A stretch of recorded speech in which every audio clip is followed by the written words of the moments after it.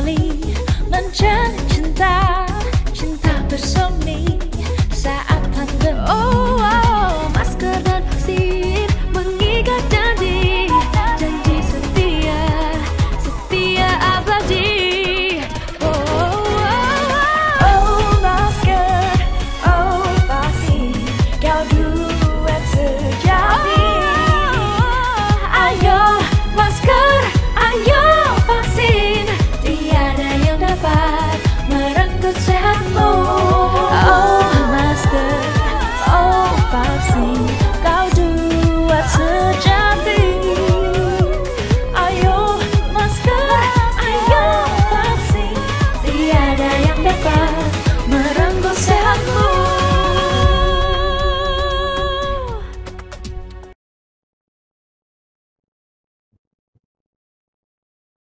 Assalamualaikum warahmatullahi wabarakatuh. Selamat sore, salam sejahtera untuk kita semuanya. Hari ini saya akan menyampaikan perkembangan penanganan COVID-19 di Indonesia terkini. Saat ini kasus positif nasional konsisten mengalami kenaikan. Untuk mempermudah memahami gambaran kondisi kenaikan kasus yang saat ini terjadi, kita dapat berkaca ke belakang dan membandingkan dengan lonjakan kasus pertama dan kedua.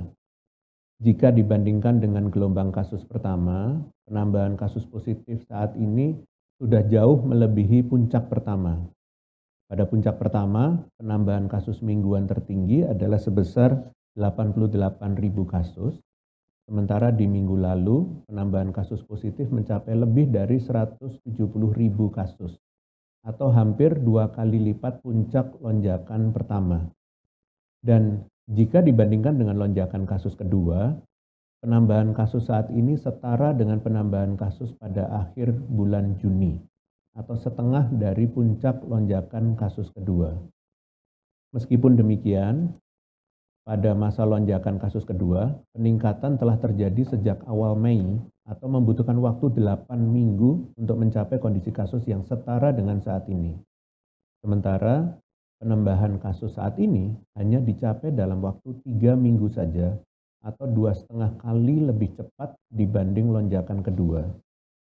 Selanjutnya, seluruh provinsi di Indonesia telah mengalami kenaikan kasus. Namun, tidak semua provinsi menyumbangkan kasus dengan besaran yang sama. Lebih dari 90% penambahan kasus nasional disumbangkan oleh provinsi-provinsi di Pulau Jawa dan Bali. Dengan rincian penambahan kasus di minggu lalu sebagai berikut: DKI Jakarta bertambah 44.000 kasus, Jawa Barat 28.000 kasus, Banten 15.000, Bali 7.500, Jawa Timur 7.000, Jawa Tengah 3.500, dan daerah istimewa Yogyakarta 1.000 kasus. Apabila dilihat lebih jauh lagi, kenaikan kasus harian di beberapa provinsi ternyata juga sudah melampaui kasus harian pada puncak gelombang kedua. Hal ini terjadi di 3 provinsi, yaitu DKI Jakarta dengan kenaikan harian saat ini mencapai 15.800 kasus, Banten 4.800 kasus, dan Bali 2.000 kasus. Menyikapi kondisi kasus yang masih terpusat pada daerah tertentu, dalam hal ini pada provinsi di Pulau Jawa dan Bali, terdapat 2 hal penting untuk kita upayakan bersama demi menekan laju pertambahan kasus. Yang pertama, pengendalian kasus pada daerah penyumbang kenaikan kasus tertinggi sebagai hotspot penularan. Dapat kita simpulkan dari data-data tersebut bahwa penularan masih terpusat di Pulau Jawa dan Bali, khususnya pada wilayah-wilayah aglomerasi seperti DKI Jakarta, Jawa Barat, dan Banten. Dengan dirilisnya instruksi Mendagri nomor 9 tahun 2022 terkait PPKM level 1 sampai dengan 3 di wilayah Jawa Bali, saya menghimbau pemerintah daerah untuk benar-benar menegakkan kebijakan protokol kesehatan, terutama bagi daerah dengan level PPKM 3, yaitu sebagai berikut. Pelaksanaan pembelajaran di satuan pendidikan dapat dilakukan melalui pembelajaran tatap muka terbatas dan atau pembelajaran jarak jauh sesuai dengan keputusan bersama 4 Menteri tentang panduan penyelenggaraan pembelajaran di masa pandemi Coronavirus Disease 2019.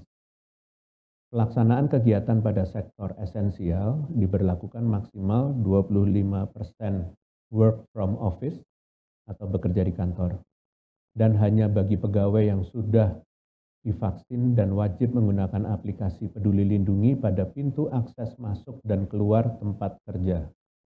Kemudian supermarket, hypermarket, pasar tradisional, toko kelontong, dan pasar swalayan yang menjual kebutuhan sehari-hari dibatasi jam operasionalnya sampai dengan pukul 21.00 waktu setempat dengan kapasitas pengunjung 60% dan menggunakan aplikasi Peduli Lindungi. Untuk pasar rakyat yang menjual barang non-kebutuhan sehari-hari dapat beroperasi dengan kapasitas maksimal 60% dan jam operasional sampai dengan pukul 20.00 waktu setempat. Kegiatan pada pusat perbelanjaan, mal, pusat perdagangan dibuka dengan ketentuan kapasitas maksimal 60% dan jam operasional sampai dengan pukul 21.00 waktu setempat. Tempat ibadah dapat mengadakan kegiatan peribadatan atau keagamaan berjamaah selama masa penerapan PPKM level 3 dengan maksimal 50% dari kapasitas dan menerapkan protokol kesehatan secara lebih ketat serta memperhatikan ketentuan teknis dari Kementerian Agama. Fasilitas umum, yaitu area publik, taman umum, tempat wisata umum, dan area publik lainnya, dibuka dengan kapasitas maksimal 25%. Pelaksanaan resepsi pernikahan diadakan dengan maksimal 25% dari kapasitas ruangan dan tidak mengadakan makan di tempat dengan menerapkan protokol kesehatan secara lebih ketat. Untuk pelaksanaan kegiatan sektor esensial, sektor industri orientasi ekspor dan penunjangnya, sektor perhotelan non-karantina, serta kegiatan dan sektor lainnya, masih beroperasi dengan ketentuan sesuai dengan instruksi Mendagri. Serta untuk beberapa sektor kritikal masih bisa beroperasi 100% dengan protokol kesehatan. Mohon disimak peraturan terkait sektor kritikal pada instruksi Mendagri tersebut. Pelaku usaha dan pemilik fasilitas publik wajib memastikan digunakannya Peduli Lindungi dengan baik dan benar. Harap betul-betul di-scan dan diteliti, jangan sampai seseorang menggunakan hasil tangkapan layar atau screenshot, apalagi menggunakan akun orang lain. Hal ini penting karena hanya dengan Peduli Lindungi, status positif dan kontak erat dapat teridentifikasi sehingga masuknya orang positif, apalagi dalam tempat keramaian, dapat dihindari. Selain itu, dengan fitur check-in Peduli Lindungi, kapasitas orang dalam satu tempat tersebut dapat betul-betul dipantau dan dibatasi oleh pengelola bersama Satgas Fasilitas Publik 3M. Masyarakat yang berada pada wilayah tersebut juga dihimbau untuk senantiasa melaksanakan disiplin protokol kesehatan 3M, tertib menggunakan Peduli Lindungi, serta menghindari aktivitas pada daerah kerumunan. Masyarakat juga dimohon untuk tidak takut teridentifikasi positif, bahkan sampai menghindari dites rapid atau PCR. Terinfeksi COVID dan teridentifikasi positif pada rapid test dan PCR bukan merupakan hal yang tabu. Semakin cepat seseorang diketahui positif, justru semakin penularan dapat dicegah dan perawatan dapat dilakukan sejak dini. Terlebih, sudah sering terjadi yang kita tulari adalah orang di sekitar kita yang kita kasihi, terlebih kelompok rentan, hingga menyebabkan kematian. Yang kedua, pengendalian mobilitas agar kasus pada daerah hotspot tidak meluas. Pengendalian kasus pada daerah hotspot di Jawa Bali, terutama pada wilayah aglomerasi seperti DKI Jakarta, Banten, dan Jawa Barat, menentukan perlindungan terhadap wilayah lain yang kasusnya belum tinggi. Sebab, sedikit saja lolosnya orang positif dari daerah hotspot dapat berkontribusi atas naiknya kasus di daerah lain.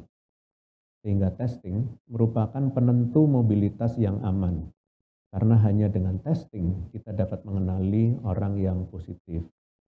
Dengan demikian, masyarakat yang terpaksa bepergian dari daerah hotspot ke daerah lainnya sebelumnya wajib melakukan rapid test atau PCR untuk memastikan dirinya tidak terinfeksi. Sesuai dengan aturan Satgas dan Kementerian Kesehatan, orang yang positif wajib menjalani masa isolasi dan tidak boleh bepergian ke wilayah lainnya. Mohon masyarakat menyadari bahwa tindakan demikian membahayakan banyak orang, terlebih kelompok rentan di sekitar kita yang berisiko meninggal akibat COVID. Untuk itu, ketersediaan rapid antigen dan PCR dengan akurasi yang tinggi menjadi penting untuk diupayakan.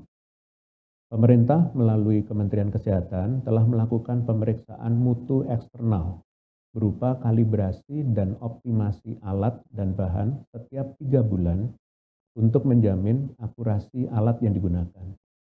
Masyarakat juga dihimbau untuk bijak memilih laboratorium pemeriksaan yang rutin melakukan kalibrasi dan hasilnya akurat. Pengendalian mobilitas dari daerah hotspot ini tidak hanya berlaku antar provinsi atau antar pulau, melainkan juga utamanya antar wilayah dalam area aglomerasi. Sehingga pengecekan kelayakan pelaku perjalanan melalui scan peduli lindungi serta penegakan disiplin protokol kesehatan harus diterapkan dengan ketat pada setiap moda, baik melalui pesawat, kapal, maupun berbagai transportasi darat. Selanjutnya, yang perlu menjadi kewaspadaan pada saat kasus mulai meningkat adalah tingkat perawatan di rumah sakit. Dalam hal ini, keterisian tempat tidur pertanggal 7 Februari 2022, persentase BOR nasional adalah 24,77%. Dengan demikian terdapat 4 provinsi yang persentase BOR-nya sudah di atas angka nasional secara berurutan, yaitu Jawa Barat dengan BOR 32%, diikuti dengan Banten 39%, dan kemudian Bali dengan BOR 45%. Terlebih lagi di Bali terjadi tren kenaikan kasus perawatan di rumah sakit yang lebih cepat dibandingkan pada provinsi lainnya. Serta DKI Jakarta dengan angka keterisian tempat tidur yang bahkan sudah melebihi 60% dan berada pada angka 66%. Seperti yang telah saya sampaikan pada konferensi pers sebelumnya, pemerintah telah menyusun strategi dalam menangani naiknya tingkat perawatan akibat COVID-19 dengan pengkategorisasian perawatan berdasarkan gejala pasien. Pasien tanpa gejala dan gejala ringan dapat melakukan isolasi, baik isolasi mandiri maupun isolasi terpusat, seiring dengan pemanfaatan fasilitas telemedicine dengan layanan konsultasi dan obat gratis. Sementara pasien yang tidak memenuhi syarat untuk isolasi mandiri, serta pasien dengan gejala sedang dan berat dirawat ke rumah sakit rujukan. Oleh sebab itu, saya mohon kepada seluruh pemerintah daerah, terutama Jawa Barat, Banten, Bali, dan DKI Jakarta, untuk segera menyiapkan fasilitas isolasi terpusat, serta segera mengkonversi ketersediaan tempat tidur pada rumah sakit rujukan apabila diperlukan. Fasilitas isolasi terpusat penting agar pasien tanpa gejala dan gejala ringan sekalipun dapat dipantau kondisinya dan dirawat dengan baik, serta segera dipindahkan ke rumah sakit rujukan apabila mengalami perburukan gejala. Ingat, gejala ringan pun berpotensi menimbulkan dampak jangka panjang apabila tidak segera ditangani dengan baik dan tuntas. Di sisi lain, rumah sakit rujukan sama pentingnya untuk menyelamatkan mereka yang lansia, komorbid, serta pasien bergejala sedang hingga berat yang memerlukan perawatan dan tindakan medis. Sebagai penutup, angka kematian sampai saat ini masih dapat dipertahankan tetap rendah, yaitu sebesar 244 korban jiwa di minggu terakhir. Angka kematian ini 8 kali lebih kecil dibandingkan dengan gelombang pertama dengan kematian sebesar 2.000 orang dan 24 kali lebih kecil dibandingkan setengah puncak gelombang kedua sebesar 6.000 orang. Meskipun demikian, nyawa tetaplah nyawa yang berharga. Saya percaya, apabila kita segera menurunkan kasus, angka kematian dapat kita tekan hingga tidak ada satupun orang meninggal. Untuk itu, setiap kita memiliki peran tanggung jawab yang sama pentingnya untuk mencegah jangan sampai satu orang pun tertular. Khususnya bagi masyarakat yang berada dalam wilayah kenaikan kasus yang tinggi, mohon untuk tetap disiplin memakai masker, mencuci tangan, dan menjaga jarak. Dimohon pula untuk tidak menyelenggarakan berbagai kegiatan yang menyebabkan kerumunan seperti perayaan dan acara keluarga. Selanjutnya, saya akan mencoba menjabarkan beberapa strategi pengendalian yang seharusnya dapat kita optimalisasi kembali. Walaupun strategi-strategi yang akan disampaikan ini sudah berulang kali digaungkan, namun menjadi disampaikan ulang agar masyarakat betul-betul memahami pentingnya menjalankan berbagai strategi ini secara simultan.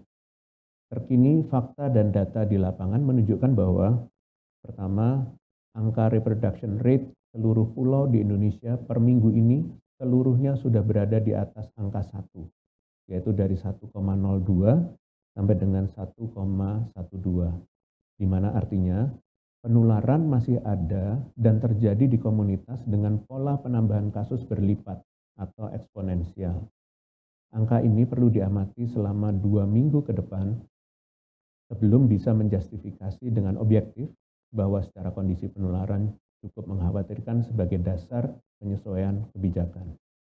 Yang kedua, banyaknya kasus harian di beberapa daerah yaitu Banten, DKI Jakarta, dan Bali bahkan melampaui pola kenaikan pada periode gelombang kedua yang dipicu varian Delta.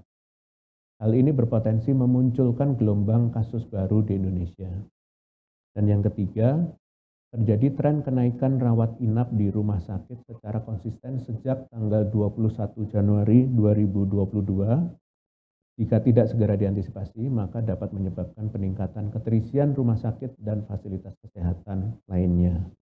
Keempat, yaitu nampak persentase penyumbang kematian banyak disumbangkan oleh orang dengan usia lanjut, pengidap komorbid, dan orang yang belum divaksinasi. Jika angka kematian terus memuncak, maka hal ini berpeluang menyebabkan peningkatan kebutuhan alat, material, dan obat-obatan COVID-19 dalam jumlah besar. Dalam menghadapi kondisi saat ini yang cukup genting, maka perlu adanya penguatan garda agar jumlah kasus tidak semakin banyak dan berbuntut kepada efek lainnya seperti meningkatnya angka rawat inap maupun kematian. Untuk itu, menimbang kondisi yang terjadi saat ini di lapangan, perlu kembali dievaluasi dan ditingkatkan implementasinya, yaitu melalui pertama, disiplin menjalankan protokol kesehatan dan secara sukarela melengkapkan dosis vaksinasi. Kita bisa lihat bahwa orang yang patuh protokol kesehatan masih bisa terkena. Untuk itu kita perlu mengevaluasi kedisiplinan secara kolektif termasuk melengkapinya dengan vaksinasi untuk bisa saling menjaga.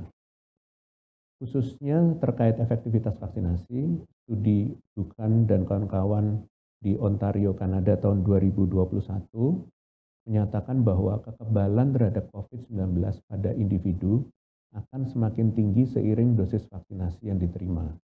Bahkan lebih tinggi 25% terhadap varian Omicron setelah mendapatkan booster dosis ketiga. Kemudian yang kedua, proaktif melakukan testing. Kita tahu bahwa sekalipun tak bergejala, kasus positif masih bisa menularkan. Untuk itu, positif atau tidaknya seseorang hanya bisa secara valid diketahui dengan testing. Sudah seharusnya seseorang harus memiliki kesadaran tinggi terhadap aktivitas yang dilakukannya. Orang yang pasca berkontak erat dengan kasus positif atau perjalanan sudah seharusnya secara sukarela melakukan testing untuk memastikan, termasuk orang-orang yang sudah merasakan gejala mirip COVID-19. Membatasi mobilitas terutama yang tidak mendesak serta menjauhi aktivitas di area kerumunan atau ramai. Perlu diingat bahwa semakin jauh kita berpindah tempat, maka semakin besar peluang kita bertemu banyak orang, begitu juga ketika beraktivitas di tempat ramai. Oleh karena itu, di masa penularan kasus yang tinggi ini, sikap hati-hati harus terus kita tumbuhkan dan dapat diwujudkan dengan membiasakan diri, mempertimbangkan dan menilai risiko penularan sebelum beraktivitas. Melakukan screening kesehatan termasuk menggunakan peduli lindungi sebelum memasuki fasilitas publik. Hal ini penting mengingat fasilitas publik cenderung padat dengan orang dengan beragam riwayat aktivitas dan perjalanan. CDC sendiri menghimbau untuk tidak memperbolehkan orang yang sudah jelas bergejala untuk memasuki fasilitas publik, bahkan bagi yang terlanjur masuk untuk segera diisolasi di tempat terpisah. Dengan demikian, mencegah penularan di dalam fasilitas publik, maka harus dipastikan seluruh orang yang bisa masuk ialah orang yang benar-benar sehat. Sebagai penutup, saya akan menjelaskan beberapa update lainnya terkait penanganan COVID-19 yang dilakukan oleh pemerintah. Dalam seminggu terakhir, pemerintah telah mengeluarkan beberapa kebijakan terbaru, di antaranya Surat Edaran Menteri Agama Nomor 4 Tahun 2022 yang mengatur pembaharuan aturan ibadah secara kolektif atau jemaah di masa pandemi. Dengan rincian sebagai berikut. Kapasitas jemaah yang diperbolehkan yaitu untuk daerah dan PPKM level 3 dapat diikuti 50% dari kapasitas atau paling banyak 50 orang. Daerah dengan PPKM level 2 dapat diikuti 75% dari kapasitas atau paling banyak 75 orang. Dan daerah dengan PPKM level 1 dapat diikuti 75% dari kapasitas. Saya juga mengingatkan meski masih diperbolehkan untuk beribadah dengan jemaah, protokol kesehatan pada prosesi ibadah harus dilakukan secara lebih ketat. Selanjutnya telah dirilis Instruksi Menteri Dalam Negeri Nomor 8 Tahun 2022 yang mengatur pelaksanaan official pre-season test yang akan dilakukan tanggal 11 sampai dengan 13 Februari 2022 dan Mandalika MotoGP pada tanggal 18 sampai dengan 20 Maret 2022. Instruksi ini akan mengatur standar protokol kesehatan yang dilakukan serta berisi himbauan khusus yang harus dijalankan oleh pemerintah kota dan kabupaten setempat terkait cakupan vaksinasi, kapasitas penonton, kesiapan fasilitas kesehatan, dan lain-lain. Kemudian Instruksi Menteri Dalam Negeri Nomor 9 Tahun 2022 terkait PPKM level 1 sampai dengan 3 di wilayah Jawa Bali yang dilaksanakan dalam seminggu ke depan dengan rincian untuk Provinsi DKI Jakarta, seluruh kota wajib menjalankan PPKM level 3. Untuk Provinsi Banten, seluruh kabupaten kota wajib menjalankan PPKM level 3 kecuali Kabupaten Lebak yang harus menjalankan PPKM level 2. Untuk Provinsi Jawa Barat, Kota Cirebon, Kota Bogor, Kota Bekasi, Kota Bandung, Kota Depok, Kota Cimahi, Kabupaten Bogor, Kabupaten Bekasi, Kabupaten Bandung Barat, Kabupaten Bandung, dan Kabupaten Sumedang wajib menjalankan PPKM level 3. Kabupaten Sukabumi, Kabupaten Pangandaran, Kota Banjar, dan Kabupaten Cianjur wajib menjalankan PPKM level 1, sedangkan kabupaten kota lainnya wajib menjalankan PPKM level 2. Untuk Provinsi Jawa Tengah, Kota Tegal wajib menjalankan PPKM level 3, Kabupaten Temanggung, Kabupaten Kudus, Kota Semarang, Kota Salatiga, Kabupaten Kendal, Kabupaten Semarang, Kabupaten Jepara, Kabupaten Grobogan, Kabupaten Blora, Kabupaten Batang, dan Kabupaten Demak wajib menjalankan PPKM level 1. Sedangkan kabupaten kota lainnya wajib menjalankan PPKM level 2. Untuk Provinsi Daerah Istimewa Yogyakarta, seluruh kabupaten kota wajib menjalankan PPKM level 3. Untuk Provinsi Jawa Timur, Kota Kediri dan Kabupaten Pamekasan wajib menjalankan PPKM level 3.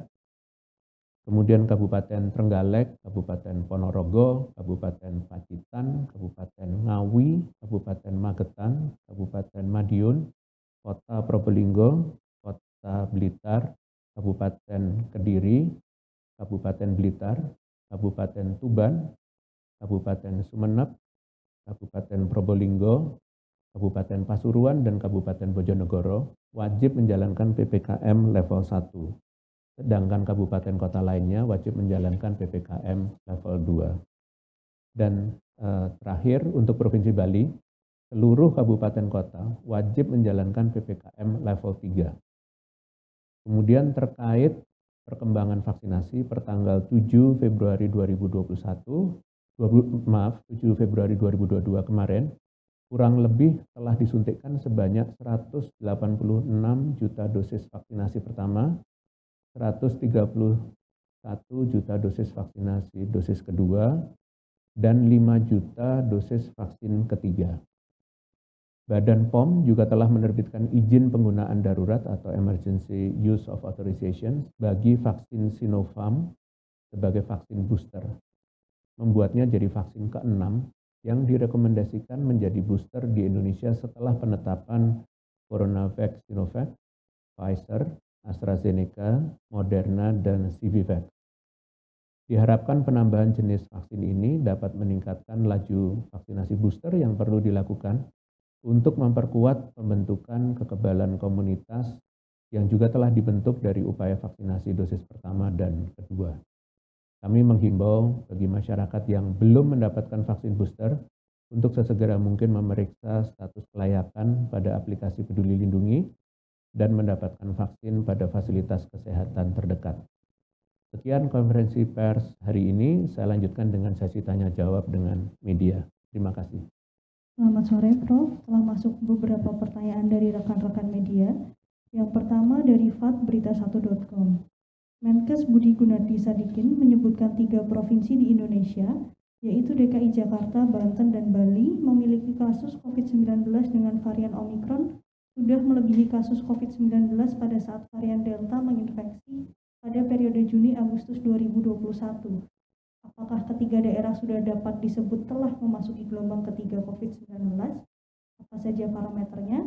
Lalu apakah benar bahwa selama Ramadan pada April dan Idul Fitri pada awal Mei, COVID sudah landai? Terima kasih. Baik, terima kasih berita1.com. Pada prinsipnya, untuk bisa menjustifikasi adanya gelombang baru kasus COVID-19, pemerintah masih harus terus memantau tren kasus selama beberapa waktu ke depan, beriringan dengan evaluasi level PPKM secara berkala, dengan parameter penilaian diantaranya transmisi komunitas, kapasitas respons, dan laju vaksinasi per kabupaten kota. Sedangkan terkait kondisi kasus, diharapkan dapat menurun segera, bahkan sebelum periode Ramadan dan Idul Fitri.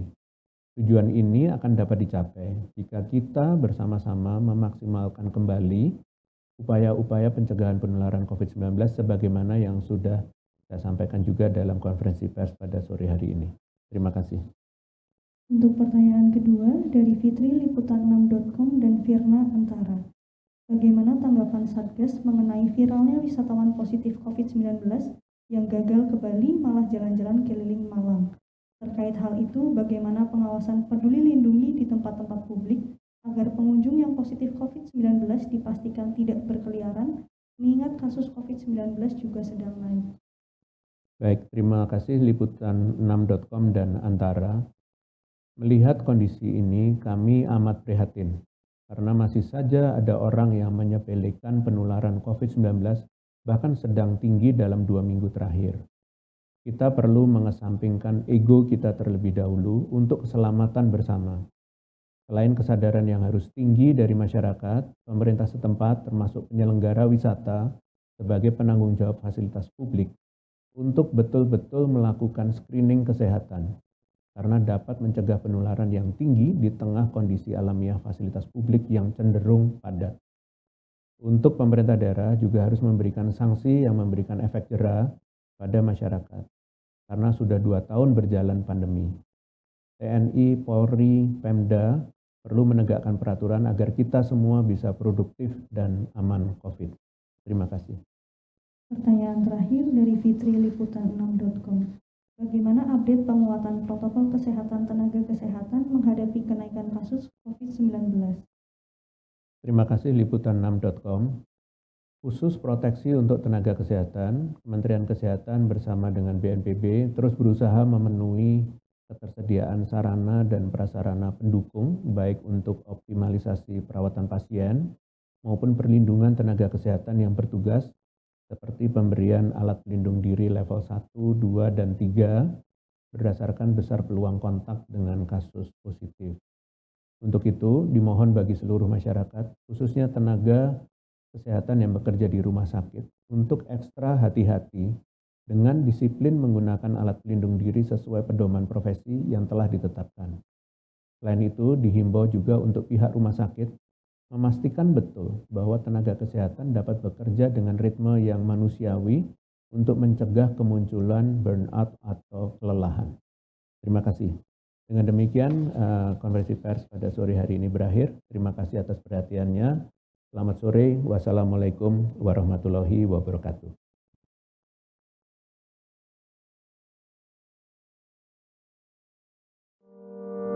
Pandemi hanya akan pergi bila kita saling peduli. Sebab bila tidak, gelombang baru datang dan pergi. Berani mengingatkan orang lain untuk lindungi diri, saling jaga, mau menerima dan rela memberi. Kencangkan lagi maskermu. Kurangi mobilitas dan hanya untuk yang perlu. Rutin olahraga dan vaksinasi lengkap demi imunitasmu. Kita percaya, kita pasti bisa.